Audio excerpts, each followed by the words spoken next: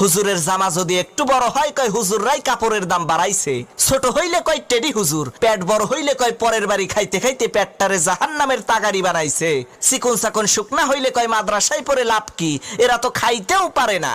দাওয়াত খাইতে যাইয়া একটু বেশি খাইলে কয় হুজুররা পরের খাওয়ান পাইলে এইরকম একটু বেশিই খায়, কম খাইলে কয় হুজুর আজকে আর কয় জায়গা দাওয়াত আছে, হুজুর একটু দামি পোশাক পরলে কয় অহংকারী, কম দামি পোশাক পরলে কয় ফকিন্নি, হুজুর একটু ইংরেজি বললে কয় ভাব মারায়, আর ইংরেজি না বললে কয় খ্যাত। অনেকে আবার কয় এই দেশটারে হুজুররাই শেষ করছে।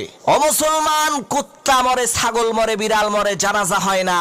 এই বাংলার জমিনে যদি ওলামা একরাম না থাকতো, তোমার মরণটাও কুত্তার মতো জানাজা ছাড়া হইতো। আরে তোমার বাপ মায়ের বিয়েটা যদি হুজুর না পড়াইতো, তাহলে তো তুমি হারামজাদা হইতা, নাজায়েজ জারজ সন্তান হইতা। তোমারে তো সহি ভাবে পয়দা করার ক্ষেত্রে হুজুরের অবদান আছে। তাহলে হুজুর পাইলেই এত গুতাও কে? হুজুর পাইলেই এত বাস দাও কে?